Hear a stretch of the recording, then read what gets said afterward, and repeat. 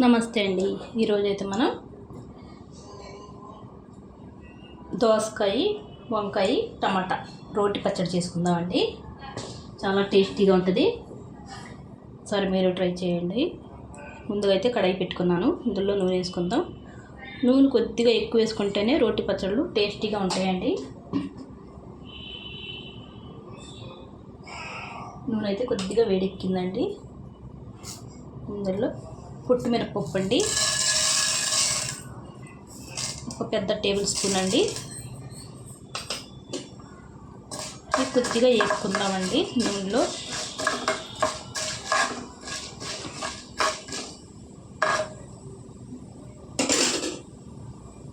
వేగేటప్పటికి మీకు ఇందులో వేయాల్సినవి చూపిస్తానండి. చూడండి, ఒక 20 పచ్చిమిరపకాయలండి. కొద్దిగా కారం ఎక్కువే ఉన్నాయండి. మీరు తక్కువ తింటే కొద్దిగా తక్కువ వేసుకోండి.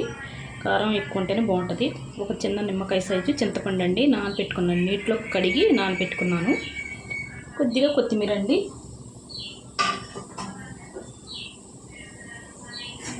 ఒక వంకాయ అండి నీటిలో కోసి ఉంచుకున్నాను. దోసకాయ ఒకటండి, టమాటాలండి. చాలా సింపుల్గా చేసేసుకోవచ్చండి. చాలా టేస్టీగా ఉంటుంది పచ్చడి. యాట్లోకైనా మన రైస్లోకైనా చాలా టేస్టీగా ఉంటుంది పచ్చడి. చూసారా, కొద్దిగా వేగినాయండి మినపప్పు. అయితే మనం ఇందులోకి పచ్చిమిరపకాయలు వేసుకుందాం.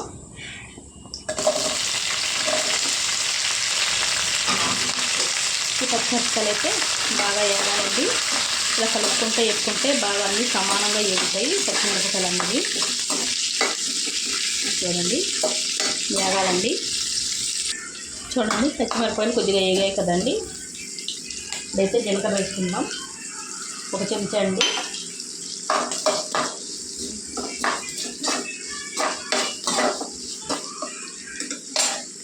ఇందులోనే వంకాయలు కూడా వేసేసుకుందామండి. ఒక పెద్ద సైజు వంకాయ అండి, 150 గ్రాములు ఉంటుందండి వంకాయ అయితే. నీటిలో వేసుకున్నానండి వంకాయ పోసి.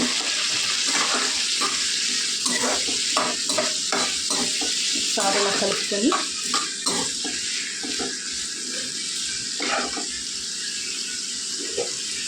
ఒక 3 టమాటాలన్నీ ఇందులో వేసుకుందాం.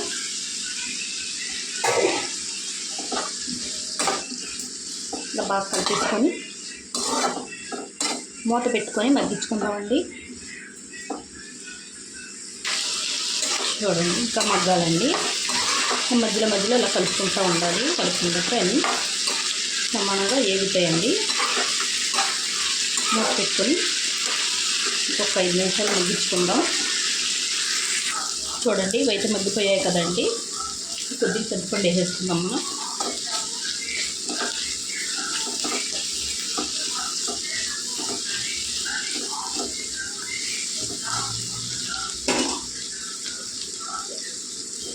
అలాగే ఒక దోసకాయ అండి వేసుకుందాం. గింజలు కూడా వేసేసుకుంటున్నానండి. ఇవి నాటు దోసకాయ అండి, టేస్ట్ బాగుంటుంది నాటు దోసకాయ అయితే.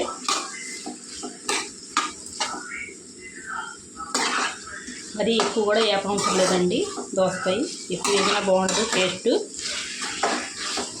ఒకసారి అలా కలిపేసుకొని స్టవ్ అయితే కట్టేసుకుందామండి. కొత్తిమీర అండి కొద్దిగా వేసుకుందాం లాస్ట్లో. స్టవ్ కట్టేసుకున్న తర్వాత వేసుకుంటే కొత్తిమీర వాసన అనేది బాగుంటుందండి.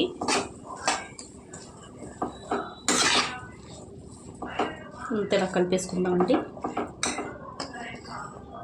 ఎల్లుల్లిపాయలండి ఒక పాయ అండి. ఇవన్నీ బాగా చల్లారాలండి. చల్లారిన తర్వాత చూద్దాం మనం. ఇవన్నీ చల్లారిపోయినాయండి. జార్లోకి వేసేసుకుందాం.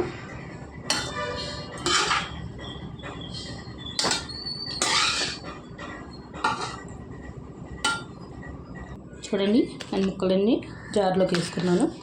ఇప్పుడు మనం రుచికి తగినంత ఉప్పు వేసుకుందామండి.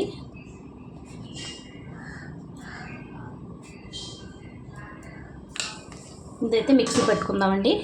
కచ్చా పచ్చగా పట్టుకుందాం. చూడండి, ఇలా నూరుకుంటే సరిపోద్దండి పచ్చడి. చాలా టేస్టీగా ఉంటుంది, కమ్మగా ఉంటుందండి. ఒకసారి మీరు ట్రై చేయండి. రోలు ఉంటే రోట్లో చేసుకోండి. వీడియో నచ్చితే లైక్, షేర్, సబ్స్క్రైబ్ చేసుకోండి.